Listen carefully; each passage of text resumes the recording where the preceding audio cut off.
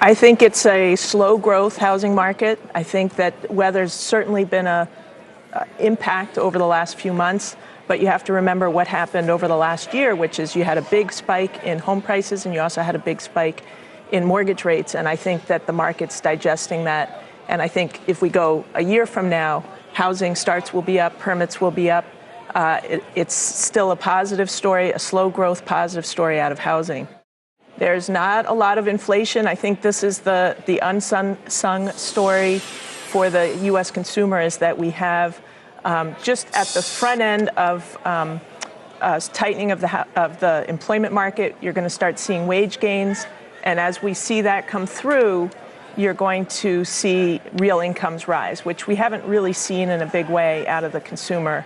And so the U.S. consumer is a big beneficiary of the current environment. But what about the spike?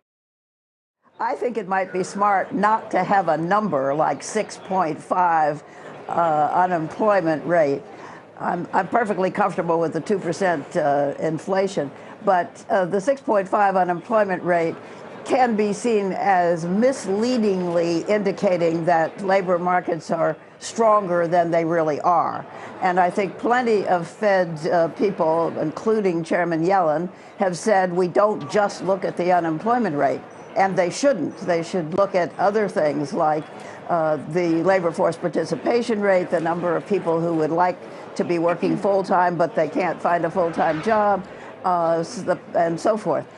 So I think they may make that point in the statement and possibly even take the 6.5 out.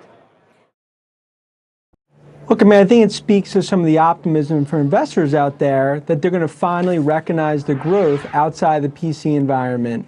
I mean, it's been an uphill battle, but really now with Satya Nadella, the new CEO, it's a blank sheet of paper and definitely getting off to a good start, you know, with reports that next Thursday they're going to open up office. Are they actually going to execute on it? It seems like it's sort of laid out there in terms of the strategy. But the problem again and again with Microsoft, it's been a one step forward, two step back situation.